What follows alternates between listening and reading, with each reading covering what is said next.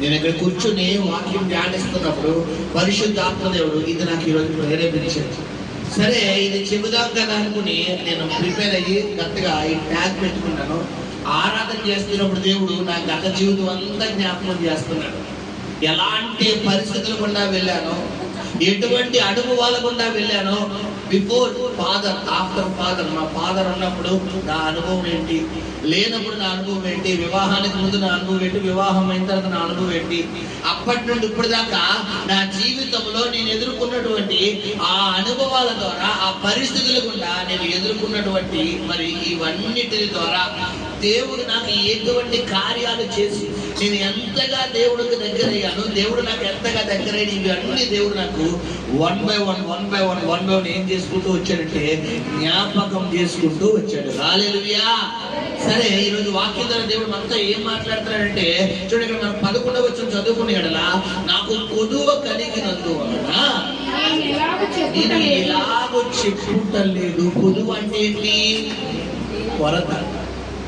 నాకు కొరత వచ్చింది కాబట్టి నేను ఎలా చెప్పడం లేదు మీతో అని పిలిపిలి సంఘంతో చెప్తూ మొట్టమొదటిగా ఏమంటాడంటే, నేను ఏ స్థితిలో ఉన్నాను ఆ స్థితిలో సంతృప్తి కలిగి వంట నేర్చుకుని ఉన్నాను. హల్లెలూయా. చూడండి సంగమా, ప్రియ సంగమా, నువ్వు ఏ స్థితిలో ఉన్నా నువ్వు ఒక క్రైస్తవుడుగా నువ్వు నేర్చుకోవలసినటువంటి మొట్టమొదటి పాఠం ఏంటంటే సంతృప్తి, అంటే సాటిస్ఫాక్షన్. సాధారణంగా చాలా మందికి ఇది ఉండదు. కొంతమంది ఉదాహరణకు ఒకప్పుడు ఒక రేంజ్ లో ఉంటారు, వీళ్ళు ఒక మంచి హైఫైగా ఉంటారు. మొత్తం 1000 రూపాయలు కూడా ఒక 10 రూపాయలు ఖర్చు పెట్టే హైఫై రేంజ్ అనమాట. ఒక 10,000 కూడా ఒక 100 రూపాయలు ఖర్చు పెట్టే హైఫై రేంజ్. వీళ్ళకి 100,000 పెద్ద లెక్క కాదు. అయితే కొన్ని వీరి జీవితంలో కొన్ని అనుభవాల గుండా వెళ్ళినప్పుడు, కొన్ని పరిస్థితుల గుండా వెళ్ళినప్పుడు వీరు ఏ విధంగా డిసప్పాయింట్ అయిపోతారంటే, పిల్లరా నా జీవితం ఎందుకు ఇలా అయిపోయింది, నా పరిస్థితి ఎందుకు ఎలా అయిపోయింది, నా జీవితం నా కుటుంబం ఎందుకు ఎలా అయిపోయింది, ఎందుకు మేము ఎంత పాడైపోయాం, ఎందుకు నష్టపోయాం, ఎందుకు ఎలా అయిపోయాం అని చెప్పి ఏ స్థితిని జ్ఞాపకం చేసుకుని బాధపడతారంటే పిల్లరా, వారు మొదటి స్థితిని జ్ఞాపకం చేసుకుని బాధపడతారు. ఇక్కడ అపోస్తలుడైన పౌలు అలా అన్నాడా?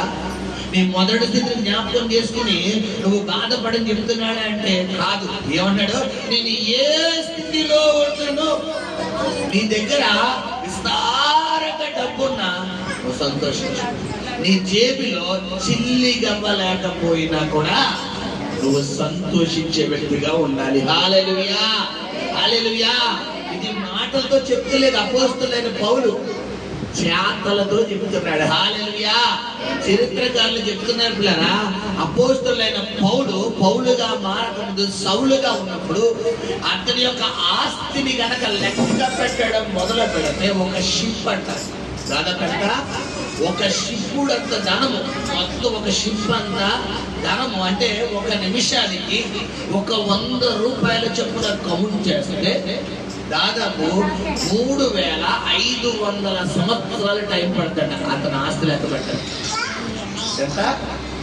ఒక నిమిషానికి 100 రూపాయల చొప్పున లెక్క పెడితే దాదాపు అతని ఆస్తి కౌంట్ చేయడానికి 3500 సంవత్సరాలు టైం పడుతుంది. ఇప్పుడు రోజుకి ఎన్ని గంటలు? గంటకి 2 నిమిషాలు. 60 నిమిషాలు అంటే 24 పడితే ఎంత చెప్పాలి? దాదాపు ఓహ్ చెప్పండి అమ్మా.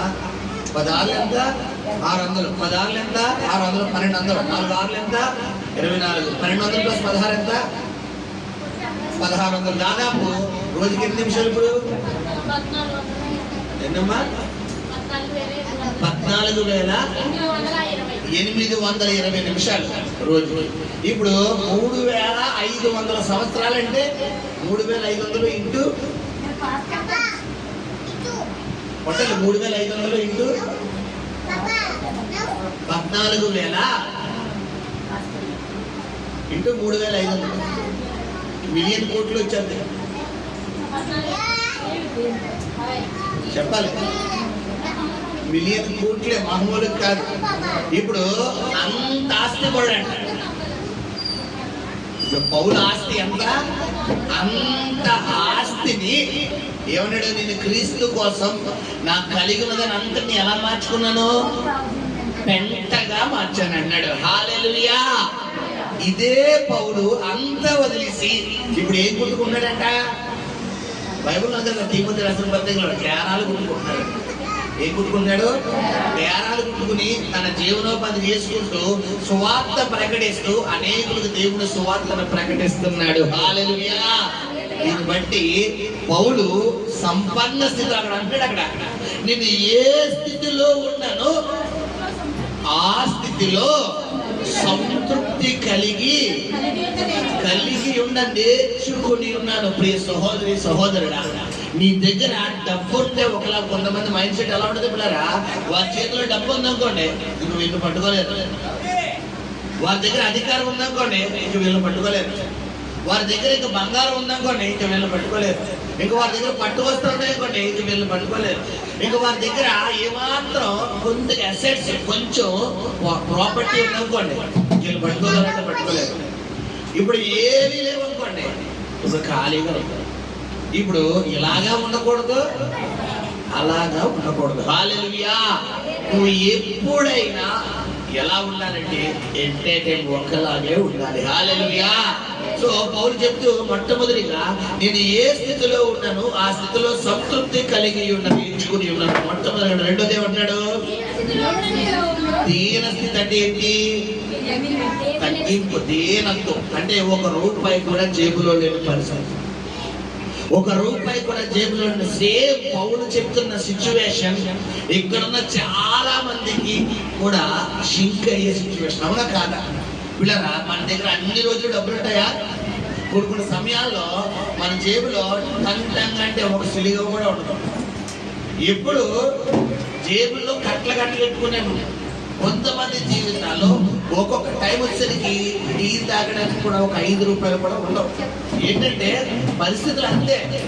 ఎందుకు ఇలా జరిగిందని అనడానికి సరిపోవు, ఇలా చెయ్యని దేవుడు మనం చెప్పడానికి సరిపోవు. ఇప్పుడు ఎటువంటి అనుభవం ఉన్నా వెళ్ళాలి, దేవుడు స్తోత్రం, దేవుడు చూసుకుంటాడు, దేవుడు చేస్తాడు, దేవుడు చేస్తాడు అని అనుకుని మనం సంతృప్తి పొంది ముందుకి పోవడం తప్ప పిల్లరా బాధపడకూడదు, సంతోషించకూడదు. హల్లెలూయా. కొంతమంది ఏం చేస్తారంటే పిల్లరా చాలా మంచి స్థాయిలో ఉన్నప్పుడు చాలా సంతోషంగా ఉంటారు. ఎప్పుడైతే మీరు స్థాయి బాగా దేన స్థితిలోకి వెళ్ళిపోయిందో మీరు భక్తి కూడా ఏ స్థితిలోకి వెళ్ళిపోతుంది. ఇప్పుడు దేన స్థితి దేవుడు ఏం చేశాడంటే ప్రార్థన చేస్తున్నారు, ప్రార్థన చేయమన్నారు, వాక్యం చేయమంటారు, చర్చికి రమ్మన్నారు, కానుకలు రమ్మన్నారు, దర్శనం అన్ని ఇస్తున్నాం. మాకు ఏం చేసాడు దేవుడు? మాకు ఏం చేసాడు? మేము నమ్మకంగా ప్రార్థన చేస్తున్నాం, మేము నమ్మకంగా చర్చకు వస్తున్నాం, మేము నమ్మకంగా దశభాగాలు ఎత్తున్నాం, మేము నమ్మకంగా కానుకలు ఎత్తున్నాం, మేము నమ్మకంగా ఉపవాసాలు ఉంటున్నాం, మేము నమ్మకంగా దేవుడిని పరిచయంలో ఉంటున్నాం. మాకేం చేశాడు అని అడిగితే ఇదే ప్రార్థన. పౌలు ఎలా చెప్తున్నాడా? నువ్వు దేన స్థితిలో కూడా నేను నడిపిస్తున్నాడు అంటే రేపొద్దున నీ యొక్క దీన స్థితిలో ఎంతమంది అయితే ఉన్నారో వారందరినీ నువ్వు బలపరచు నిమిత్తమే దేవుడు నేను నడిపిస్తున్నాడు. హల్లెలూయా. అంతేగాని నీ మీద కక్షపూరితమైనటువంటి స్వభావం కాదు. ఎందుకంటే పిల్లరా అనుభవముతో కూడినటువంటి భక్తి దేవుడు మనల్ని నడిపించే దేవుడే తప్ప పై భక్తులు ఇచ్చే దేవుడు కాదు. ఉదాహరణకు మీకు అర్థమై భాషలో చెప్తాను. ఇప్పుడు శ్రద్ధగా ఆలోచించండి. నాకు జ్వరం వచ్చింది, ఒక పలానా స్పెషలిస్ట్ హాస్పిటల్ దగ్గరికి వెళ్ళారు, వెంటనే తగ్గిపోయింది. ఇప్పుడు నా ఇంట్లో ఎవరికైనా ఫీవర్ వస్తే నేను ఆ స్పెషలిస్ట్ తీసుకెళ్తానా, మా పక్కనే చిన్న ఆర్ఎంపీ గారు ఉన్నారు ఆయన తీసుకెళ్ళిపోతానా? అదేంటి? ఆల్రెడీ నేను ఎక్కడికి వెళ్తే తగ్గిపోయిందో అక్కడికే తీసుకెళ్తాను. అవునా కాదు? ఇప్పుడు ఎవరి విషయంలో మనం ఎలాగని ఆలోచిస్తాం. ఇప్పుడు నాకు జ్వరం రాలా, నా ఇంట్లో వాళ్ళకి ఎవరికి వచ్చింది. ఇప్పుడు నేను 10 హాస్పిటల్ తిప్పుతాను. ఎన్ని హాస్పిటల్ తిప్పుతాను? 10 హాస్పిటల్ తిప్పుతాను. తగ్గలేదని బాధపడుతుంటే వాళ్ళకి చెప్తుంటే ఎవరో వాళ్ళ జీవితంలో అనుభవంతో కూడి సేమ్ సిచ్యువేషన్ గుండా ఉన్నవాళ్ళు ఇప్పుడు నాకు పరిచయం ఉంటారు. సేమ్ ఇదే సిచ్యువేషన్ నీ ఇంట్లో వచ్చినట్టుగానే ఇప్పుడు నా ఇంట్లో కూడా ఒకప్పుడు వచ్చిందయ్యా, కాబట్టి నువ్వు పలానా హాస్పిటల్కి వెళ్ళి చూపించుకోవయ్యా అని చెప్తాను. ఇప్పుడు ఈ 10 పక్కన పడేసి చెప్పిన దగ్గరికి వెళ్తానా లేదా? ఎందుకు? సేమ్ సిచ్యువేషన్ ఎవరి జీవితంలో జరిగింది? వాళ్ళ జీవితంలో జరిగింది. ఇప్పుడు వాళ్ళు ఇచ్చిన రిఫరెన్స్ బట్టి అడిగి వెళ్ళిపోతాను, నేను అడిగి వెళ్ళిపోతాను. ఇప్పుడు నాకు మేలు జరుగుతుందా లేదా? ఇప్పుడు నా జీవితంలో ఈ మేలు జరగక ముందు ఆల్రెడీ నేను ఎన్ని హాస్పిటల్ తిరిగి సమస్య వెళ్ళిపోయాను. ఇదే దేవుడు. నీకు అర్థమైందా? ఈ 10 హాస్పిటల్ తిరిగి తిరిగి తిరిగి డబ్బులు పోతున్నాయి కానీ సరిగ్గా చూడలేదు, డబ్బులు పోతున్నాయి కానీ సరిగ్గా చూడలేదు, డబ్బులు పోతున్నాయి కానీ సరైన హాస్పిటల్ దొరుకుతుంది, సరైన హాస్పిటల్ దొరుకుతుంది, సరైన హాస్పిటల్ దొరుకుతుంది అని సమస్య వెళ్ళిపోయి మొత్తానికి బలహీనం అయిపోయిన సమయంలో యేసయ్య అవుతాడు. అంటే ఎగ్జాంపుల్గా చెప్తున్నాను. యేసయ్య ఇలా వచ్చి ఎలా వెళ్ళదంటే, బాధపడుతున్నావా, భయపడతాడు, ప్రార్థన చేయి, నేను కార్యం చేయబోతున్నానని. ఇప్పుడు ఎవరిని వెళ్ళి తడతారు? యేసయ్య వెళ్ళి తడతారు. హల్లెలూయా. ఇప్పుడు యేసయ్యని వెన్ను తట్టగానే వెంటనే నువ్వు ఏం చేయడం ప్రారంభిస్తావు? ప్రార్థన చేయడం ప్రారంభిస్తావు. ఇప్పుడు 10 మంది, ఇప్పుడు నీ ఇంట్లో ఏ సమస్యతో అయితే, ఏ యొక్క కష్టంగా ఉన్న, ఏ శోధన కూడా అయితే నువ్వు వెళ్తున్నావో ఆ శోధన నుంచి నీకు విడుదల వచ్చేస్తావు. ఇప్పుడు నీకు విడుదల రాగానే, ఆ సమస్య నుంచి నువ్వు విడుదల పొందుకోగానే వెంటనే దేవుడు కార్యం చేస్తాడు. ఇప్పుడు ఎవరైనా ఇదే సిచ్యువేషన్ గుండా నువ్వు వెళ్తున్నప్పుడు నీకు పరిచయం అయితే, ఇప్పుడు 10 హాస్పిటల్ కోసం చెప్తావా, యేసయ్య కోసం చెప్తావా? కదా. ఇది ఇప్పుడు నీకు స్టార్టింగ్ యేసయ్య పరిచయం అయిపోయాడు. ఇప్పుడు వెంటనే స్టార్టింగ్ యేసయ్య గురించి చెప్తావా, హాస్పిటల్ గురించి చెప్తావా? చెప్పాలి. అమ్మా ఉన్నది ఉన్నట్టుగా మాట్లాడాలి. హాస్పిటల్ మన చోట హాస్పిటల్ స్పెషలిస్ట్ ఉందండి, తల్లి చూపించుకొని చాలా బాగా చూస్తారు. అక్కడ రాజమండ్రిలో ఒక చోటు ఇచ్చారండి, క్యాంప్ అన్నారు, చాలా బాగా చూస్తారు. ఎందుకు? స్టార్టింగ్ నీకు ఎవరి దర్శనం అయిపోయింది? ఇప్పుడు నువ్వు స్టార్టింగ్ ఈ యేసయ్య పరిచయం లేడు. కొన్ని కష్టాలు గుండా, కొన్ని ఇబ్బందులు గుండా, కొన్ని అనుభవాలు గుండా, మరణ పంచులు గుండా వెళ్ళిపోయిన తర్వాత ఇప్పుడు యేసయ్య నీకు పరిచయం అయ్యాడు. యేసయ్య నీకు పరిచయం అయ్యి యేసయ్య నీకు వెన్ను తట్టాడు, నిన్ను ధైర్యపరిచాడు, నిన్ను స్వస్థపరిచాడు, నీకు ఆరోగ్యం ఇచ్చాడు, నీకు అద్భుతాలు చేశాడు, నిన్ను బంధకాల నుంచి విడిపించాడు, సాతాను చేతుల్లోకి మరణ పంచుల దాకా వెళ్ళిపోయి నిన్ను బయటికి లాగేసి, ఇప్పుడు ఇదే సిచ్యువేషన్ గుండా ఉన్న నీకు పరిచయం అయితే, ఇప్పుడు నువ్వు ఎవరి కోసం ప్రకటిస్తావు? దేవుని కోసం ప్రకటిస్తావు. హల్లెలూయా. ఇది అనుభవం. అంటే క్రైస్తవుడు, దేవుడు అన్నాడు, క్రైస్తవుడు ఈక్వల్ అనుభవం.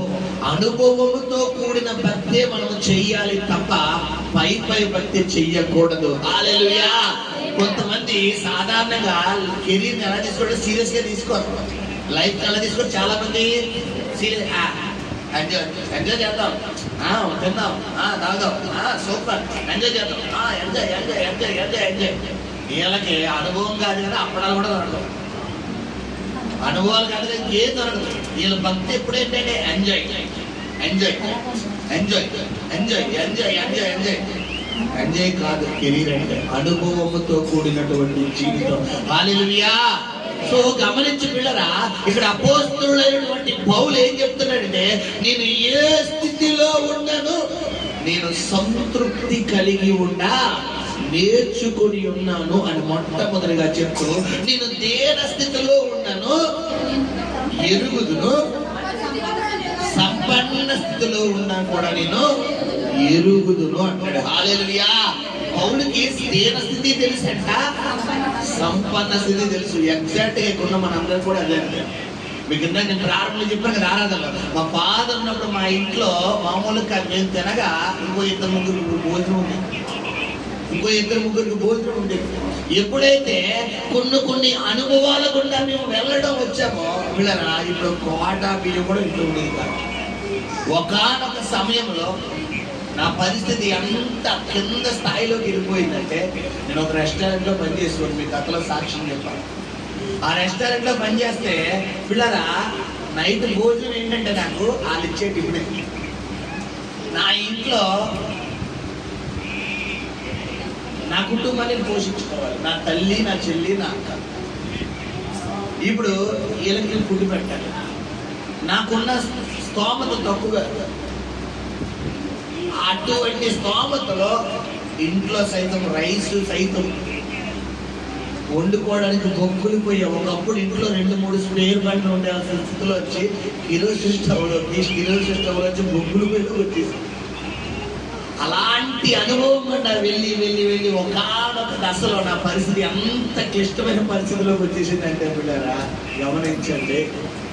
నేను తీసుకొచ్చే ఆ టిఫిన్ పొట్లాలు నా ఫ్యామిలీ తింటాను.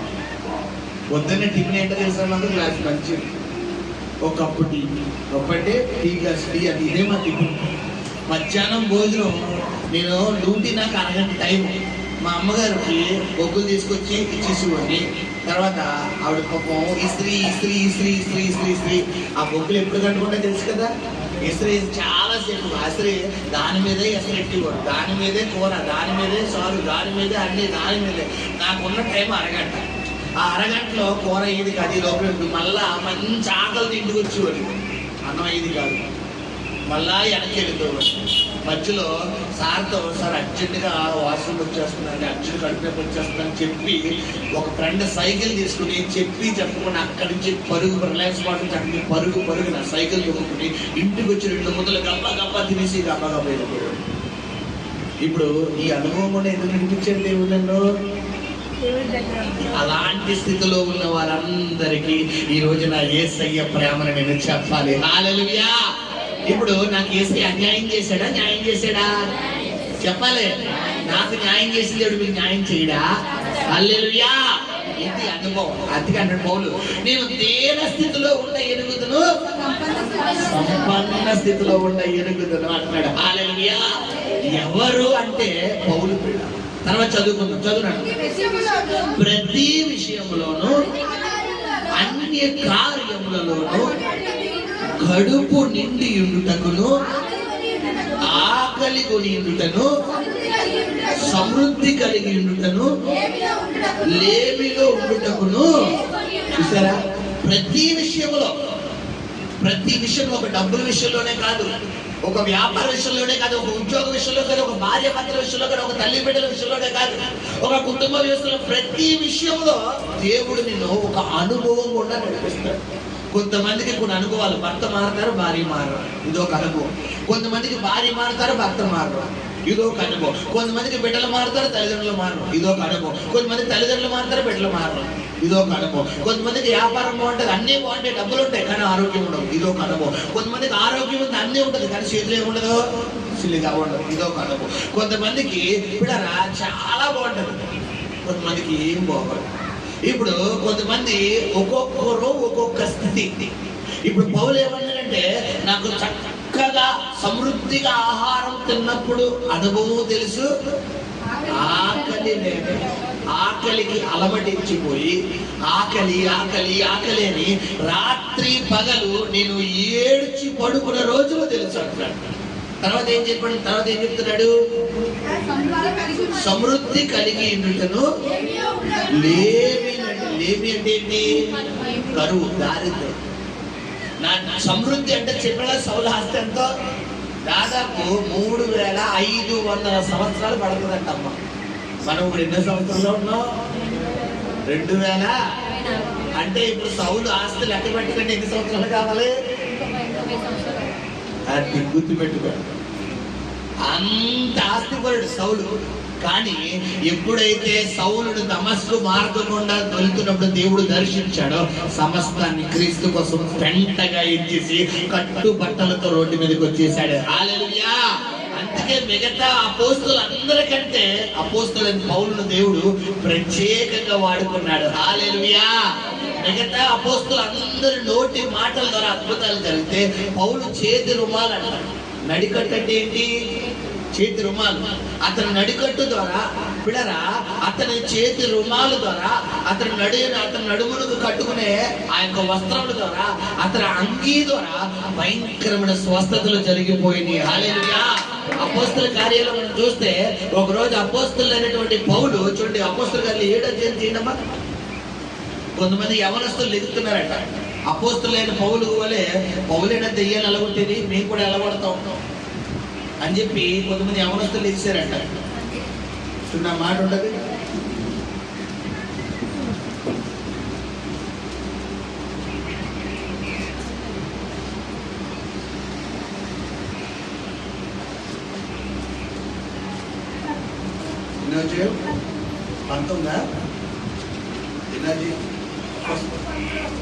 పంతొమ్మిది 13 చదువు. అప్పుడు దేశ సంచారులను మాంత్రికులైన కొందరు యూదులు సౌలు ప్రకటించి యేసు తోడు మిమ్మల్ని ఉచ్చరించుట చేయుచున్నారని చెప్పి దెయ్యములు పట్టిన వారి మీద ప్రభువైన యేసు నామమును ఉచ్చటించుటకు పూనుకొనిరి. యూదుడైన స్కెవాయిను ఒక ప్రధాన యాజకుని కుమారులు 7 అలాగు చేయుచుండిరి. అందుకు ఆ దెయ్యము, నేను యేసును గుర్తెరుగుదును, పౌలును కూడా గుర్తెరుగుదును అంటది. హల్లెలూయా.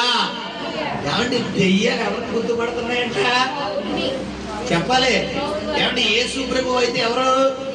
దేవుడు. దేవుడు గుర్తు పెట్టింది దెయ్యం అంటే అనుకోవచ్చు. ఇప్పుడు దెయ్యాలకు కూడా ఎవరు ఐడెంటిఫైలో ఉన్నారు? హల్లెలూయా. ఇప్పుడు పౌలు వచ్చి నిలబడితే దెయ్యం ఉంటది అక్కడ చెప్పాలి. సరే ఎంత పర్ఫెక్ట్ గా ఉందో బట్టి ఇదే ఉండాలి. అలాంటి భక్తి ఉండాలి. నీ భక్తి ఉంటే ఇలా ఉండాలి. అందుకే బైబిల్లో ఉంది, అయితే వెచ్చగా ఉండు లేదా చల్లగా ఉండు.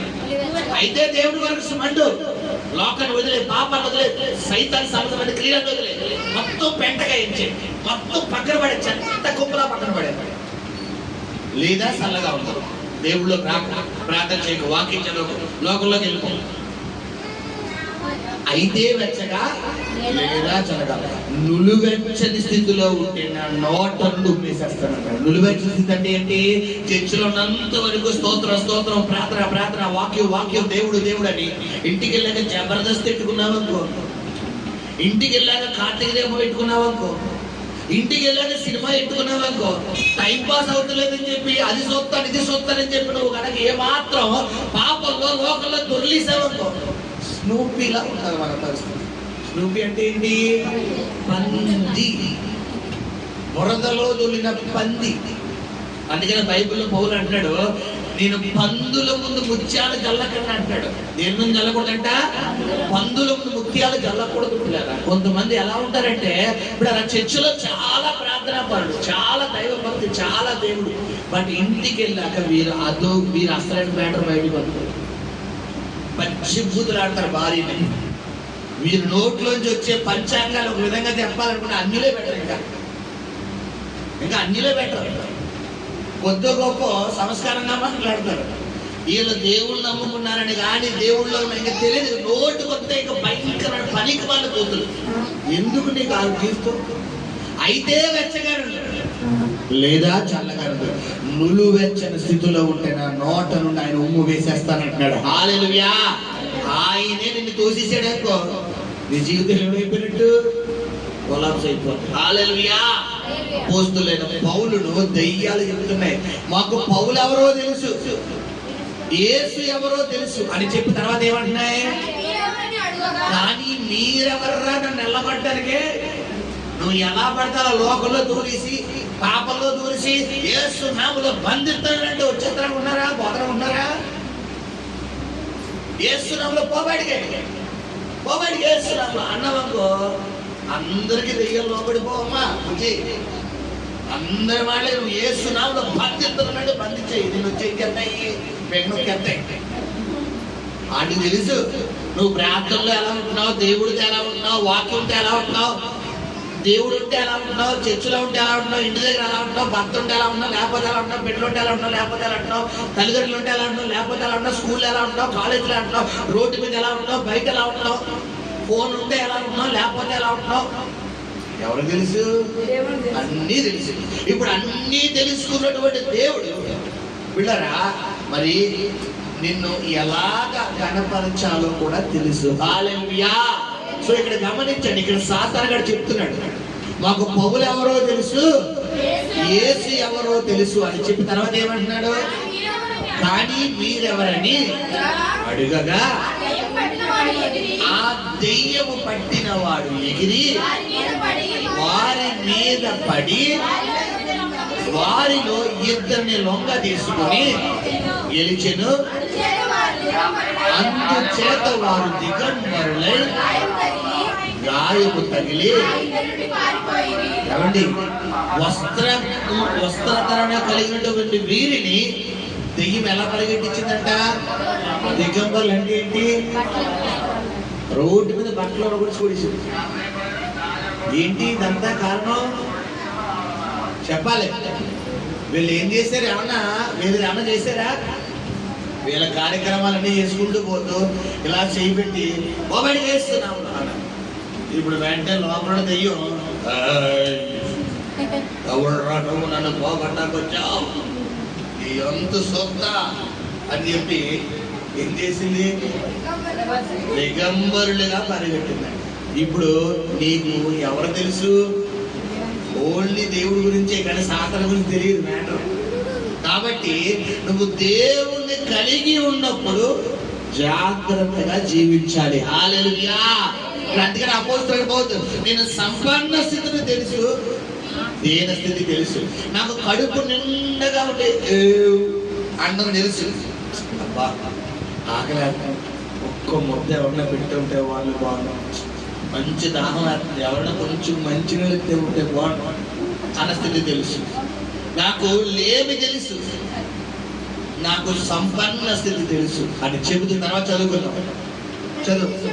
ప్రతి విషయములోను అన్ని కార్యములలోను కడుపు నిండుటకును, అమ్మ దాని తర్వాత చదువున్నారా, నన్ను బలపరిచిన వాని అంటే నేను సమస్తమును చెయ్యగలను. హల్లెలూయా.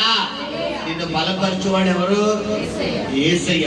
ఇప్పుడు యేసయ్యను కనుక నువ్వు ముందు పెట్టుకుంటే ఇది మాత్రమే చేయగలనుంది. అక్కడ చెప్పాలి. ఓన్లీ నీ అప్పులే యేసయ్య తీరుతాడని ఉందా? ఓన్లీ నీ రోగమే కొత్తపరుతాడని ఉందా? ఓన్లీ నీ భర్తలే మారుతాడని ఉందా? ఓన్లీ నీ బిడ్డలే మారుతాడని ఉందా? ఓన్లీ నీ పెళ్లి చేస్తాడని ఉందా? ఓన్లీ నీ గర్భఫలం ఎత్తాడని ఉందా? చెప్పలే.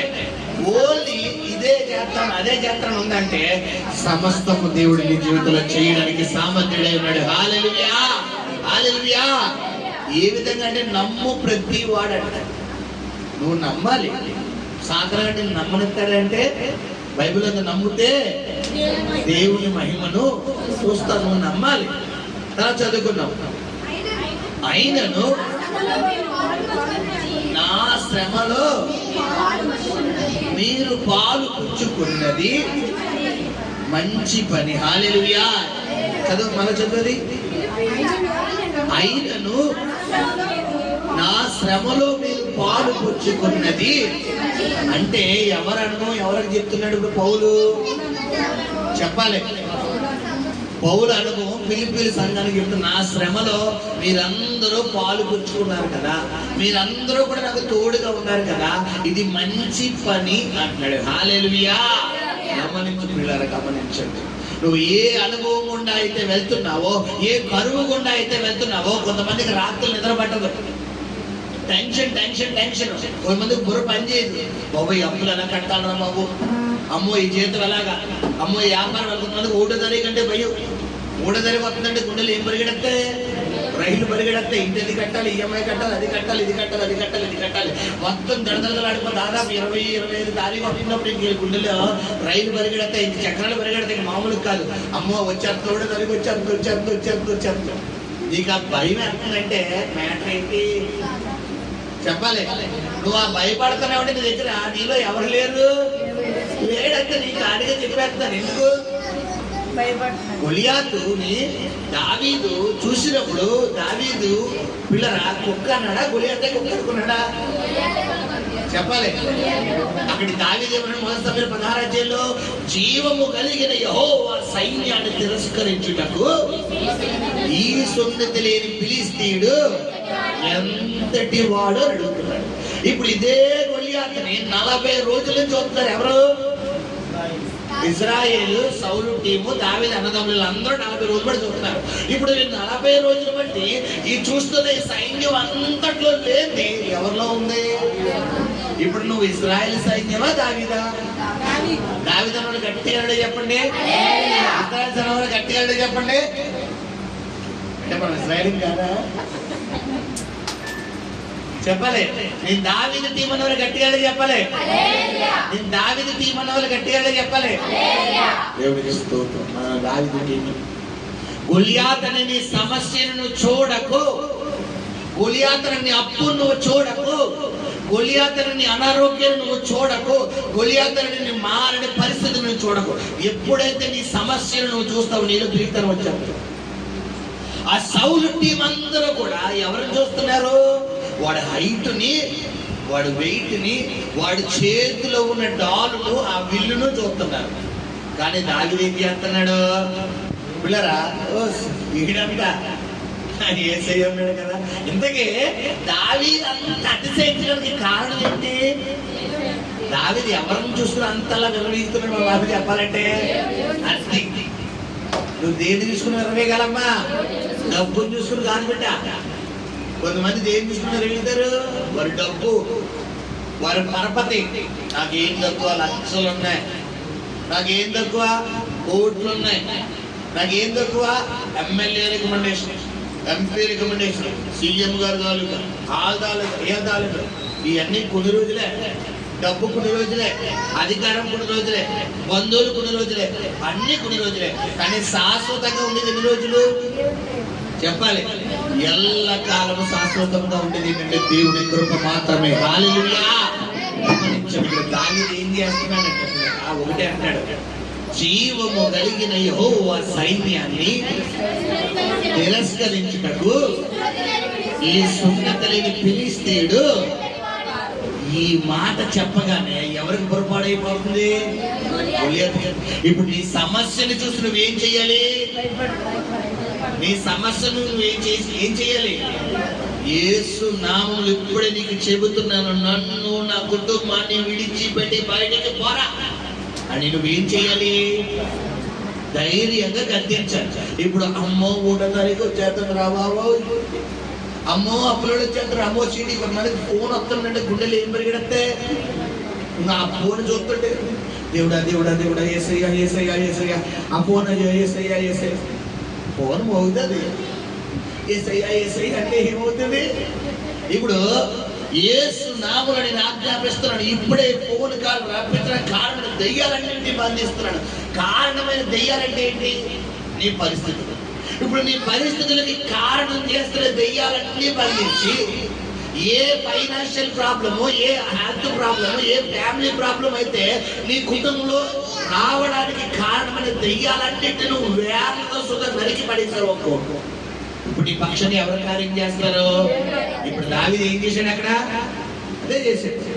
ఏం జరిగింది అక్కడ మనం చదువుకున్నాము. ఇప్పుడు గతంలో చదువుకున్నాం. ఏంటంటే ఏం జరుగుతుందంటే రంగంలో అడుగు పెడుతున్నాడు. ఎలా అడుగు పెడతాడు? ఒక 5 రాళ్ళు తీసుకుంటున్నాడు, ఒక ఒడిసెలు తీసుకుంటున్నాడు. ఇప్పుడు దావీదు ఒక కత్తి పట్టుకుని, ఒక డాలు పట్టుకుని, ఒక విల్లు పట్టుకుని, ఏది పట్టుకోకుండా ఈ 5 రాళ్ళతో వచ్చేస్తుంటే గొలియాతు గడికి పొరపాడైపోయి. ఇప్పుడు నిన్ను వేధిస్తున్న సైతం గడికి పొరపాడైపోయి ఇక్కడి నుంచి వెళ్ళిన తర్వాత ఇంటికి. ఏ విధంగా అంటే నువ్వు ఇక్కడికి వచ్చినప్పుడు అమ్మ 3వ తారీఖు, అమ్మ 3వ తారీఖు ఈరోజు ఏంటంతా 23 అమ్మ 1వ తారీఖు వచ్చాను బాబాయ్ బాబాయ్ ఇక్కడికి వచ్చాము. ఎంతో బాధపడుతూ వచ్చాం. ఏంట్రా బాబు ఈ అప్పులేంట్రా బాబు, నాకేం పొరపాటు చేయగలరు, నాకేం పొరపాటు అనుకుంటూ వచ్చాం. ఇప్పుడు వెళ్ళే ముందు దేవుడు అన్నట్టు చూసుకుంటాడు ఆయన అని ధైర్యంతో వెళ్తాం. ఎవరు పొరపాడైపోతే ఇప్పుడు సాతాను పొరపాగొట్టాలా, నీ పొరపాటు చేసుకోవాలా? సాతాను పొరపాగొడతాను వాళ్ళు గట్టిగా చెప్పండి. పొరపాటు చేసుకుంటే గట్టిగా చెప్పండి. అందరూ వెలుగుగాను. హల్లెలూయా. మా పొరపాటు గట్టిగా చెప్పండి. హల్లెలూయా. సాతాను గడికి బుర్ర పోగొట్టారు. ఏం చేస్తున్నాడంటే ఎప్పుడైతే 5 రాళ్ళు తీసుకుని ఈ ఒడిసెలు తీసుకుని రంగంలో అడుగు పెడుతున్నాడు, గొలియాతు అంటాడు, ఏమంటున్నాడు? నేను ఒక్కనా కర్ర తీసుకుని వచ్చేస్తున్నావు అబ్బాయి, నేను ఒక్కనా అంటాడు. ఇప్పుడు అలా అనగానే మన మాస్టర్ అప్పుడు దావీదు ఒకవేళ దావీదు స్థానంలో మనం ఉంటే అవును రాను ఎవరు నువ్వు కుక్కవే. ఇప్పుడు ఎందుకే మన మాస్టర్లో బాహ్య నేత్రాలు చూస్తుంటే ఎవరి దృష్టికి ఎవరి కుక్క? బాహ్య నేత్రాలు చూస్తే ఎవరి దృష్టికి ఎవరి కుక్క? గొలియాతు దృష్టికి. ఇప్పుడు గొలియాతు అంటే ఇక్కడ మన మాస్టర్లో ఏంటి? మన సమస్య. ఇప్పుడు నీ సమస్య ముందు నువ్వు బలాదూరే. ఒక విధంగా చెప్పాలంటే నీకు వచ్చే ఆదాయానికి నీ అప్పులకి సంబంధం లేదు. నీకున్న పరిస్థితికి, నీ అనారోగ్యానికి సంబంధం లేదు. నువ్వు కొన్ని లక్షలు ఖర్చు పెట్టాలి ఆ రోగం తగ్గాలంటే, కొన్ని కోట్లు కావాలి నీకు అప్పు తీరాలంటే, కొన్ని లక్షలు కావాలి, కొన్ని వేలు కావాలి నీకు అప్పు తీరాలంటే, నీకు వచ్చే ఆదాయం లేదు. ఇప్పుడు నీ పరిస్థితి చూస్తే, నీ సమస్యను చూసుకుంటూ, నీ పరిస్థితిని చూసుకుంటే, నీ సమస్య నీకు ఎలా ఉంటుందంటే పెద్ద పెనుభూతంలా ఉంటుంది. ఇప్పుడు పెనుభూతాన్ని చూడాలా? పెనుభూతాన్ని సైతం ఆప్రాలనేటటువంటి సర్వశక్తుడైన దేవుడిని చూడాలా? ఇక్కడ దావీదు ఎవరిని చూస్తున్నాడు? హల్లెలూయా. ఎప్పుడైతే జీవము కలిగిన యెహోవా సైన్యాన్ని చూస్తున్నాడో, దేవుడు ముందు పెడుతున్నాడో, యుద్ధం ఎవరిదంట? యెహోవాదే రంగంలో అడుగు పెట్టేశాడు. ఒకటి రాయి కొట్టాడు. కనీసం 5 రాళ్ళు, ఒక 5 రాళ్ళు కూడా వాడలేదు. ఒక రాయే కొట్టాడు. ఒక రాయి తిప్పి తిప్పి తిప్పి తిప్పి తిప్పి ఇలా కొట్టగానే, అంటే నాకు ఒక భాష అర్థం కాదు. అక్కడ గొలియాతేమో ఊరంటున్నాడు. దావీదు ఎన్ని సంవత్సరాలు? దావీదు కంటే అప్పుడు 13 సంవత్సరాలు బాలుడని ఉంది. దావీదు 10 అంటే మన హర్షగడ వయసు. 13 సంవత్సరాలు కుర్రాడు దావీదు. ఇప్పుడు గొలియాతేమో యుద్ధంలో ఆరితేరినాడు. దాదాపు 34 సంవత్సరాలు ఉన్నాయి. ఇప్పుడు 34 సంవత్సరాలు ఊరంతా పొడుగుండి దావీదు ఒక కత్తి వేసుకున్నా కొట్టగలడా? ఒక బాణం వేసుకున్నా చంపగలడా? ఇప్పుడు దేనికన్నా చంపగలడా అంటే ఏం చేయడు. దావీదు దేంతో చంపేశాడు? రాయితో కొట్టాడు. ఇప్పుడు కొట్టగానే రాయి అడుగుచ్చు ఎక్కడ తగిలిందంట? నుదుటి. ఇప్పుడు నుదుటిని తగలగానే ఎలా పడతారని చెప్పాను? వెనకబడ. కానీ అక్కడ ఎలా ఉంది? ఓవర్లా పడ్డాడు. కారణం నరుని ఆయుష్ యెహోవా పెట్టిన దీపం. ఇప్పుడు గొలియాతులో ఉన్నది దేవుడు పెట్టిన ఆత్మే, దావీదులో ఉన్నది దేవుడు పెట్టిన ఆత్మే. అప్పటిదాకా గొలియాతుల స్క్రీన్ మీద చూపించింది ఎవరు? చెప్పాలి. ఇప్పుడు గొలియాతు లేకపోతే ఎవరికక్కడ విక్టరీ రాదు? చెప్పాలి. గొలియాతు లేకపోతే ఎవరికి విక్టరీ రాదు? ఫరో రాకపోతే ఎవరికి విక్టరీ రాదు? చెప్పాలి. చెప్పాలి. హామాను లేకపోతే ఎవరికి విక్టరీ రాదు? హల్లెలూయా. నీ జీవితంలో నీ సమస్య లేకపోతే నీకు విక్టరీ రాదు. హల్లెలూయా. నాకు విక్టరీ కావాలని గట్టిగా చెప్పండి. నీకు విక్టరీ కావాలంటే, విక్టరీ అంటే ఏంటి? విజయం. నీకు విజయం కావాలి అంటే నీ సమస్య నీ ముందు ఉండాల్సిందే. నీ సమస్య ముందుంటే నువ్వు ఎక్కడికి వస్తావు? ప్రార్థనకు వస్తావు. ఒకవేళ సమస్య లేదనుకోండి, చక్కగా అలా ఫస్ట్ షోకి వెళ్ళిపోతాం. మన బండి మార్నింగ్ ఫస్ట్ షోకి. ఇప్పుడు నేను చెప్పాను కదా, మధ్యాహ్నం మ్యాట్కి, సాయంత్రం ఇసుకట్టేమో, రాత్రి గౌరీ కొట్టండి. మన మ్యాచ్ అదే. ఇంట్లో సమస్యలు ఉంటే కాదు, చక్కగా నెలకి 10,000 గ్రాసరీ తీసేవారు. శుభ్రంగా ఆడిందే అంటే వాడిందే పడి సండే వచ్చిందంటే 4 రకాల చికెన్ కర్రీలు, 4 రకాల కర్రీలు, మళ్ళీ బిర్యానీలు. ఇంకా మంగళవారం శుక్రవారం వచ్చిందని ఇంక చెప్పక్కలేదు. ఇంట్లో తరవే ఇంట్లో మేము తినాలే. కానీ ఇంకా బాబు నాకు వద్దురా బాబు అన్నంతో ఇంట్లో ఆహారం. ఎప్పుడైతే ఇప్పుడు సమస్యలు నా ముందు వచ్చి నిలబడ్డాయి అనుకో, ఇప్పుడు ఎలాగా? ప్రార్థన ప్రార్థన మోకాల ప్రార్థన. ఎంత మోకాల ప్రార్థన అంటే ఇక్కడ మా అక్క నేను లెగిస్తే ఆవిడ కూర్చునేది, ఆవిడ కూర్చుంటే నేను లెగిసి, ఇద్దరు కూర్చోడం లేకడం, కూర్చోడం లేకడం, గంటల ప్రార్థన ప్రార్థన ప్రార్థన ప్రార్థన. దేవుడు దేవుడు దేవుడు దేవుడు. ఇప్పుడు సమస్యలు రావడం వల్ల నేను దేవుడి దగ్గర అయ్యానా? దేవుడికి దగ్గర అవడం వల్ల సమస్యలు వచ్చినాయా? ఇప్పుడు నీ జీవితంలో సమస్యలు వస్తున్నాయి అంటే నువ్వు ఎవరికి దగ్గర అవ్వాలి? నువ్వు దేనికి దగ్గర అవుతున్నావు? నువ్వు దేనికి దగ్గర అవుతున్నావు? సమస్యలు రావడం వల్ల సమస్యకే దగ్గర అవుతున్నావు. నీ అప్పుని చూసుకుని అప్పు అప్పు అప్పు అప్పు అప్పు అని పగలు రాత్రి నువ్వు అప్పు పేరు చెప్తున్నావంటే నీకు అప్పు అంటే అంత ప్రేమో. కొంతమందిని చూద్దాం బిడ్డరా, ఒక అప్పును తీర్చడానికి ఇంకో అప్పు, ఇంకో అప్పును తీర్చడానికి ఇంకో అప్పు, ఈ అప్పు తీర్చడానికి ఇంకో అప్పు. ఇంక వీళ్ళ మైండ్ అంతా ఎలా ఉండదంటే, ఈ రోజు వీళ్ళని అడిగాలి, రేపు ఎవరిని అడగాలి, వాళ్ళని అడగాలి, ఎల్లుండి ఎవరిని అడగాలి, వాళ్ళని అడగాలి. వీళ్ళని అడిగాం కదా, వీళ్ళు శర్మను పడవరు, ఇంకా అప్పు ఇవ్వలేదు కాబట్టి ఈసారి నేను అడుగుతాను, ఈసారి వీళ్ళని అడుగుతాం, ఈసారి వీళ్ళని అడుగుతాం. మొత్తానికి చుట్టూ ఇంకేం చేసుకుంటారు? అప్పు. అంటే ఇప్పుడు వీళ్ళకి ఆదాయం కావాలి, వీళ్ళకి డబ్బు కావాలి. డబ్బు కావాలంటే వీళ్ళ మైండ్ కష్టపడడానికి ఇష్టపడదు. దేని మీదకి వెళ్తుంది? అప్పు. ఇప్పుడు బైబిల్లో నేను అప్పు ఇచ్చేవాడిగా చేస్తానంటున్నాడా, అప్పు తీసుకునేవాడిగా చేస్తానంటాడా? అప్పు తీసుకునే వ్యక్తిగా ఉన్నవంటే నువ్వు ఆశీర్వదించబడ్డ వ్యక్తివా, శపించబడ్డ వ్యక్తివా? ఏంటి దివ్యం చేసుకోండి. 28వ అధ్యాయం 14 వచ్చి చదవండి. ఆ మాట చదువు ముగిద్దాం. చాలా మందికి ఫైనాన్షియల్ గా ఆశీర్వాదాలు పొందుకోవడం తెలియదు. నువ్వు ఎందుకు ఇంకా అప్పులు గుండా వెళ్ళిపోతున్నావు? ఎందుకు నువ్వు కష్టపడ్డ ఒక రూపాయి నీకు ఆదాయం కనబడటం లేదంటే నీ చేతులు చేసుకుంటున్న పనే. ద్వితీయ తీసుకుని 28 అధ్యాయం 14 వచ్చి చదవమ్మా. 13 వచ్చి నేడు నేను నీకు ఆజ్ఞాపించు మాటలన్నిటిలో ఏంటమ్మా?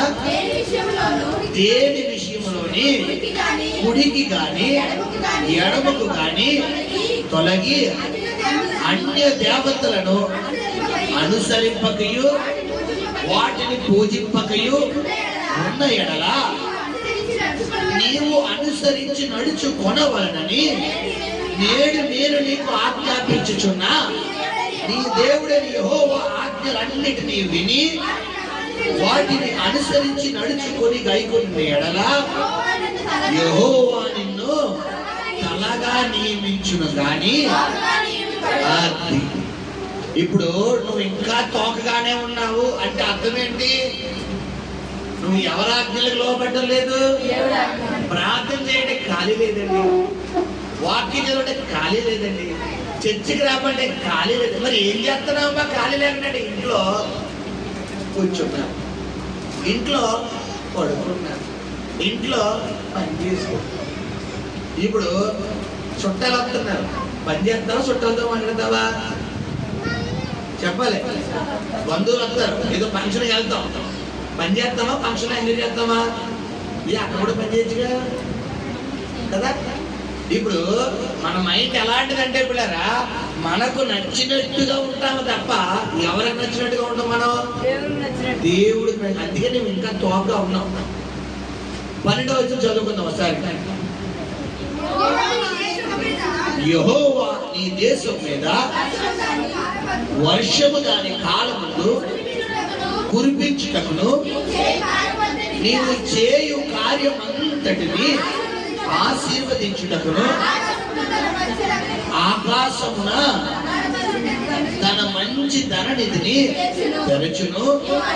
ఈ మాట శ్రద్ధగా వినండి. నీవు అనేక జనములకు అప్పించదవు కానీ ఎవడు దేవుడు ఎలా ఉంచుతానని చెప్తున్నాడు నీకు? అప్పిచ్చేవాడిగా చేస్తానంటున్నాడు. దేవుడు మాటకు నువ్వు లోబడితే. కానీ నువ్వెలా ఉంటున్నావు? ఈ అప్పు కావాలి, అర్జెంటుగా 10,000 కావాలి, ఎవరిని అడగాలి? 5 రూపాయలు ఇంట్రెస్ట్ అయినా పర్వాలేదు, 10 రూపాయలు ఇంట్రెస్ట్ అయినా పర్వాలేదు, 15 రూపాయలు ఇంట్రెస్ట్ అయినా పర్వాలేదు. కువైట్లో ఒక సహోదరుడు జ్యోతి అని ఒక అమ్మాయి, ఆ బిడ్డ నాకు ఒకసారి ఫోన్ చేసి ఒకరికి ₹1,00,000 ఇవ్వాలంట. అయితే 15 రూపాయలు ఇంట్రెస్ట్ అడిగిందంట. ఎంతమ్మా? 100కి 15 రూపాయలు ఇంట్రెస్ట్ అడిగిందంట. అయ్యగారు పలానా వ్యక్తిని అడిగారండి, 15 రూపాయలకి ఇంట్రెస్ట్ అండి, ఆ డబ్బులు వచ్చేలా ప్రార్థన చేయాలి. 100కి 15 రూపాయలు అంటే నెలకి ఎంత అయిందో వడ్డీ? దాదాపు ఎంత అయిందమ్మా చెప్పండి? 15,000 అవుతుందా? 10,000 15,000 అవుతుందా? 100కి 15 రూపాయలు. 1000కి ఎంత అయింది? 150 రూపాయలు. 10,000కి ఎంత అయింది? 1,500. ఇప్పుడు ₹1,00,000 ఎంత అయింది? 15.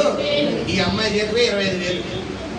ఇప్పుడు ఈమె ఓన్లీ ₹1,00,000 నెలకు ఎంత వడ్డీ కట్టాలి? ₹1,00,000 నెలకు 15,000. సంవత్సరానికి ఎంత అయింది? 15 ఎంత? 50.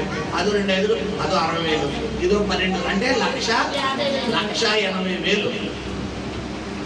ఇప్పుడు తీసుకుంది ఎంత? ₹1,00,000. ఇప్పుడు నెలకు ఎంత కట్టిన? సంవత్సరానికి ఎంత కట్టిన వడ్డీ? 1,80,000 వడ్డీ కట్టు. ఇప్పుడు ఇవన్నీ తెలుసు. నాకు ఫోన్ చేశారు, మాస్టర్ గారు నా డబ్బులు వచ్చేలా ప్రార్థించండి. నా పరిస్థితి అదండి, 15 రూపాయలు వడ్డీ కాదండి, 20 రూపాయలు వడ్డీ. ఇప్పుడు నాకు అర్జెంట్గా పేకల లోతుల్లో ఉన్నారండి. నేను ఒకటే అన్నాను, నాన్న నేను ప్రార్థన చేస్తాను, ప్రభువా నీ చిత్తం అయితే ఈ డబ్బులు ఇవ్వండి. అలా కాదు పాస్టర్ గారు, ఆ డబ్బులు నాకు కావాలండి. ఇప్పుడున్న పరిస్థితుల్లో నాకు కాళ్ళే కనబడతారు, ఇంకెవ్వరు ఎవరండి. 15 రూపాయలు వడ్డీ నీకు ఓకేదో చెప్పాము, వెంటనే అకౌంట్ ఎవరు పంపించేసేస్తారన్నారండి. మీరు ఆ డబ్బులు ఇచ్చేలా ప్రార్థించండి. ఒకటే అన్నాను, ప్రభువా నీ చిత్తం అయితే నీ బిడ్డకి డబ్బు సహాయం చేయాలి ఆయన ద్వారా. ఆ అమ్మాయి అలా తీసుకోవడం చిత్తం మీద చేయి, లేకపోతే ఆపే ప్రభు వేరే ద్వారా తెరవన్నాను. డబ్బులు ఆగిపోయింది. ఒక వారం రోజుల తర్వాత దేవుడు ఇంకో కార్యం చేశాడు. ఏంటంటే నేను కోవిడ్లో పనిచేస్తాను, ఎంతో పాటు ఒక 2 3 ఫ్రెండ్స్ ఉన్నారు. ఈ ఇద్దరు ముగ్గురు ఫ్రెండ్స్ కి నేను సమస్య చెప్పగా వాళ్ళిద్దరు ముగ్గురు తలో 25,000 చొప్పున ముగ్గురు 3,25,000 ఇచ్చారట. ఆ శాలరీ ఈ నెల నా జీతం నీకు ఇస్తాను, నా జీతం నీకు ఇస్తానని చెప్పి ఇద్దరు ముగ్గురు తలో 25,000 ఇస్తే వాళ్ళు ముగ్గురు 25,000, 75,000, 75,000, ఈ అమ్మాయితో మొత్తం ఎంత అయింది? 1,00,000 రూపాయలు. వాళ్ళు చెప్పారంట నీ దగ్గర ఉన్నప్పుడు కొంత చొప్పులు ఇచ్చేవారు. ఇప్పుడు ఈ ద్వారా ఎవరు తెలిసారు? ఇప్పుడు నీ మైండ్ దేని మీద ఉంది? ఇప్పుడు చెప్పాలి. ఇప్పుడు ఆ అమ్మాయి మైండ్ దేని మీద ఉంది? 15 రూపాయలు వడ్డీ తేవాలి అర్జెంటుగా. మనకు అది తప్ప కూడా కనపడతలేదు. ఇప్పుడు నేను అది యాక్సెప్ట్ చేసినా రిజెక్ట్ చేసానా? చెప్పాలి. అది అనుసరించానా క్యాన్సిల్ చేశాను? నేను క్యాన్సిల్ చేస్తే దేవుడు ఏ ద్వారం తెలిసాడు? ఇప్పుడు ఒకవేళ ఈ అమ్మాయి ఒక నెల వడ్డీ కట్టడం మానేస్తే 2 నెలలు ఎంత కట్టాలి వడ్డీ? 3 నెలలు ఎంత కట్టాలి? 4 నెలలు ఎంత కట్టాలి? చూసుకురా, వడ్డీ పెరిగిపోతా ఉంటుంది. ఇప్పుడు ఈ అమ్మాయికి ఉన్న సమస్య కాక ఇది కూడా వచ్చి మీద కూర్చుంటారా? ఇది దేవుడు చెప్తావా? చాలా మందికి తెలియదు, లెక్కలు తెలియదు, అలా క్యాలిక్యులేషన్ తెలియదు. నీకు వచ్చే ఆదాయం ఎంత, నీ ఖర్చులు ఎంత, నువ్వు పరిస్థితి ఏంటి, నీ కుటుంబాన్ని ఎలా గట్టింగ్ చేసుకోవాలి, నీ ఆదాయం బట్టి నువ్వు ఎలా ముందుకు తెలియదు. అడుగు దేవుడికి నేర్పుతాడు. ప్రతి ఒక్కటి దేవుడు నేర్పుతాడు. హల్లెలూయా. కొంతమందికి అనవసరమైన ఖర్చులు, పనికిరాని ఖర్చులు. వారు ఒక స్టేజ్ లో ఉన్నప్పుడు ఎలా ఉంటారో దేని స్థితిలో అలాగే ఉన్నారు. కుదరదు. దానివల్ల నీ జీవితంలో చాలా లాస్ అయిపోతుంది. ఇక్కడ పౌలు అదే చెప్తున్నాడు, నేను దీన స్థితిని ఎరుగుదును. ఇప్పుడు దీన స్థితిలో కూడా నేను సంపన్న స్థితిలో ఉండాలనుకుంటే అప్పులు చేసి ఏం చేయాలి? ఇప్పుడు మనం పప్పు కూడా తినాలి. అప్పులు చేసి పప్పు కూడా తింటే దేవుడికి మహిమ అవుతుందమ్మా? దేవుడికి ఉన్న మహిమ ఏమవుద్ది? పోతుంది. ఇప్పుడు మహిమ ఉన్న మహిమను పోగొట్టాలా, కొత్త మహిమను తేవాలా? కొత్త మహిమను తేవాలంటే నువ్వు ఎలా ఉండాలి? చెప్పాలి. దేవుడికి ఇష్టమైన జీవితం జీవించాలి. హల్లెలూయా. అప్పిచ్చేవాడిగా చేస్తానంటున్నాడు కానీ నిన్న ఆయన అప్పు తీసుకునేవాడిగా చేయనంటున్నాడు. హల్లెలూయా. ఇంకో మాట చదువుకుని మనం ముగిద్దాం. 28వ వచ్చిన చెప్ చేసుకుంటాం. 28వ వచ్చిన 44 వచ్చి చదువున్నాను. 43 నుంచి చదువుతాను. విజయం చేసుకుని 28, 44 చదివే. అతడు నీకు అప్పిచ్చును కానీ నీవు అతనికి అప్పు ఇయ్యలేవు. అతడు తలగా నుండును. కొంతమంది అప్పు చేసి ఏం తీర్చలేరు? అప్పు తీర్చలేదు. కారణం, నువ్వు అప్పు చేసి తీర్చలేకపోతున్నావు అంటే నువ్వు ఆశీర్వదించబడిన వ్యక్తివా, శపించబడిన వ్యక్తివా? చెప్పాలి. ఇప్పుడు నువ్వు అప్పు చేస్తున్నావు అంటే శాపం పొందిన వ్యక్తి. దేవుడు నన్ను అప్పిచ్చేవాడిగా చేస్తానంటున్నాడా, అప్పు తీసుకునేవాడిగా చేస్తానంటున్నాడా? ఇప్పుడు నువ్వు అప్పు వైపు పరిగెడుతున్నావు అంటే నువ్వు ఆశీర్వాదం అనే వేలో వెళ్తున్నావా, శాపం అనే వేలో వెళ్తున్నావా? పాస్టర్ గారు నేనున్న పరిస్థితిలో తీసుకోక తప్పదండి అంటావా? సహాయం కోసం ఎవరిని అడుగు? దేవుడిని అడుగు. నీకు దేవుడు ఏం చేస్తాడు? మార్గానికి ద్వారం తెరుస్తాడు. హల్లెలూయా. ఒకవేళ ధనము నీ దాకా రావడం దేవుడి చిత్తం అనుకో, సరైన వేలో ధ్యానం దేవుడిని రప్పిస్తాడు. నీ అప్పులని రెప్ప పాటలో కొట్టి వేసేస్తాడు. హల్లెలూయా. కానీ మనం ఏం చేయకూడదంట? నువ్వు భక్తిని ఏం చేయకూడదు? వ్యర్థంగా వాడకూడదు. హల్లెలూయా. గమనించారు పిల్లరా, నువ్వు ఏ స్థితిలో ఉంటే ఆ స్థితిలో ఏమవ్వాలి? సంతృప్తి కలిగి ఉండాలి. బిర్యానీ కొన్ని సందర్భంలో బిర్యానీలు ఉంటాయి, కొన్ని సమయాలు ఏముంటాయి? మజ్జిగన్నాలు ఉంటాయి. ఇప్పుడు మజ్జిగన్నాలు తిన్నాం కదా అని చెప్పి బిర్యానీ లేదు, ఏంటో పచ్చిమిరపకాయ, ఉప్పు కారం. దాదాపు మా ఫాదర్ ఉన్నప్పుడు ఏనాడు ఉప్పు కారం వేసుకుని తిన్నది లేదు. నా జీవితంలో ఉప్పు కారం కూడా ఒక భావన సూపర్ ఉంటే తెలుసు. ఉప్పు కారం అందులో వేసుకుని పెడుతుందంటే అబ్బాయి ఇది కూడా ఒక ఫ్లేవరా, ఇది కూడా కూర అని. నాకు లంచ్ ఇది కాదు, ఇంట్లో కూరగాయలు ఉండే కాదు. పైన ఉప్పు కారం, కింద ఉప్పు కారం వేసుకుని ఉప్పురగా వేసేసుకుని ఉప్పురగా తీసుకోవాలి. సూపర్ అనుభవం అంతే. ఇప్పుడు ఉప్పు కారం తక్కువ ఉండేది కాదు, అయ్యో బిర్యానీ అని బాధపడితే ఇప్పుడు మీ మధ్య నిలబడతారు దేవుడు నన్ను. ఇప్పుడు అలా చేయడం వల్ల ఎవరు శోధించినట్లు? చెప్పాలి. దేవుడు శోధించని బైబిల్లో ఉందా? చెప్పాలి. దేవుడు శోధించొచ్చా? యాకోబు 1:12 ఉంది, యెహోవాను శోధింపవలదు. నువ్వు దేవుడు శోధించు. ఏ అనుభవం గుండా దేవుడు నేను నడిపిస్తున్నాడో ఆ అనుభవం గుండా వెళ్ళు. ఒకసారి పచ్చడి మెతుకులు అంటాడు, ఒకసారి దమ్ బిర్యానీ పెడతాడు. దమ్ బిర్యానీ పెట్టిన కదా అబ్బా భలే ఉందరా అనకూడదు. పచ్చడి మెతుకులు తినేటప్పుడు ఏ దమా జీవితం పచ్చడి మెతుకులు అనకూడదు. ఇప్పుడు ఇదే స్థితిని కూడా నువ్వు స్వీకరించాలి, ఆ స్థితిని కూడా స్వీకరించాలి. హల్లెలూయా. పౌలు ద్వారా ఈరోజు దేవుడు నాతో మాట్లాడాడు. దీన స్థితిని నేను ఎరుగుదును, సంపన్న స్థితిని ఎరుగుదును, కడుపు నిండా ఎరుగుదును, ఆకలి కొని ఎరుగుదును. పిల్లరా, నాకు లేమి తెలుసు, సమృద్ధి తెలుసు అన్నాడు. హల్లెలూయా. కాబట్టి నువ్వు నమ్మితే దేవుడు మహిమను చూడబోతున్నావు. హల్లెలూయా. ఎవరైతే ఇప్పటిదాకా తోకలుగా ఉన్నారో ప్రభు చెబుతాడు వాక్యం ద్వారా, నిన్ను దేవుడు తలగా చేయబోతున్నాడు, నిన్ను ఇచ్చే వ్యక్తిగా చేయబోతున్నాడు, ఇతరులకు పెట్టే స్థితిలో దేవుడు నిలబెట్టబోతున్నాడు, ఇతరులకు అప్పించే స్థితిలో దేవుడు నిన్ను నిలబెట్టబోతున్నాడు, నిన్ను పైవాడిగా ఉంచబోతున్నాడు. నువ్వు పట్టణంలో దీవించబడబోతున్నావు, నువ్వు పొలంలో దీవించబడబోతున్నావు, నీ గర్భఫలం దీవించబడబోతుంది, నీ భూఫలం దీవించబడబోతుంది, నీ దుఃఖితులు దీవించబడబోతున్నాయి. దేవుడు నీవు కలిగి ఉన్నటువంటి వంటగది అంతా కూడా దేవుడు సమృద్ధితో నింపబోతున్నాడు. ఇంటి నిండా బేబచ్చమైనటువంటి డ్రై ఫ్రూట్స్, బేబచ్చమైనటువంటి మంచి హైజెనిక్ మంచి ఫ్రూట్స్, మంచి డ్రై ఫ్రూట్స్ దేవుడు పెట్టబోతున్నాడు. హల్లెలూయా. పలకడం ఎవరు వంతు? నువ్వు ఫ్రిడ్జ్ దగ్గరికి వెళ్ళి పలుకు, నేను ఇలాగే పలుకుతా. నా దగ్గర డబ్బులు అయ్యి ఒకసారి ఉండవు, నేను ఏటీఎం మొబైల్ చూసుకుని ఏసుకున్నప్పుడు ఇప్పుడే 10,000 వచ్చింది కాక అంటాను. గతంలో మీకు జరిగి చూపించారా లేదని?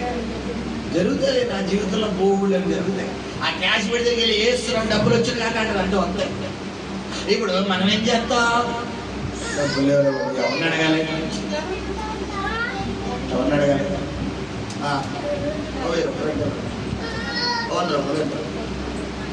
నువ్వు ఎంత అడుగుతున్నావు? విషయం ఏంటంటే ఆ 1000 ఎవరిని అడగమంటున్నాను నేను? నువ్వు మోకరించి అడుగు, 10,000 ఇస్తాడు. హల్లెలూయా. విషయం ఏంటంటే నీకు ఆయనకు కూడా ఏం పెరుగుతుంది? కనెక్షన్ పెరిగిపోతుంది. ఇప్పుడు కనెక్షన్ పెరిగితే ఇప్పుడు 10,000 నువ్వు అడిగితే ఎక్కడ అనుకోని ఇచ్చేస్తాడా? అది ఇది టెక్నిక్. లలిత దినోత్సవం ఆడతారు కదా, డబ్బులు ఊరికనే రావండి అన్నట్టు. కార్యాలు ఊరికనే జరగవండి, ప్రార్థన చేస్తేనే జరుగుతుంది. కార్యాలు ఊరికనే జరగవండి, నువ్వు ప్రార్థన చెయ్యాలి. నువ్వు ప్రార్థన మానేసి, వాక్యం మానేసి, చర్చ మానేసి, అన్నీ మానేసి నాకు జరిగిపోవాలి ఆవాహ్యామి ఆవాహ్యం అంటే కాళ్ళు ఎగురుకుంటూ వచ్చేది డబ్బు. నీ కాళ్ళ ఆసనం లేకుండా వచ్చేవు. నువ్వు మోకరెత్తితే, నీ మోకాలు నల్లబడితే అంటే ఏంటి? మోకాలకి ఏం రాసుకోవాలని కాదు, పెయింట్ వేసుకోమని కాదు. నల్లబడతండి అనగడికి ఎవరో కానీ పిల్లరా, పాస్టర్ గారు ఏదో చెప్తే ఏదో చేయమన్నారు కదని చెప్పి ఏదో చేసేటండి. ఇప్పుడు అలా చేయకూడదు. మోకాలు నల్లబడితే పెయింట్ వేసుకుని నాకండి అమ్మ. మోకాలు నల్లబడ్డం ఏంటి? నీ మోకాలు ప్రభు సన్నిధిలో వచ్చు. దేవుడు నీ మోకాన్ని తెల్లగా నింపబోతున్నాడు. హల్లెలూయా. దేవుడి కొద్ది మాటల వెనుకలో దీవించి ఆశీర్వదించి నడిపించును గాక. ప్రార్థన. పరిశుద్ధము, నమ్మకము, కనికరము కలిగిన ప్రియ పరలోకపు తండ్రి.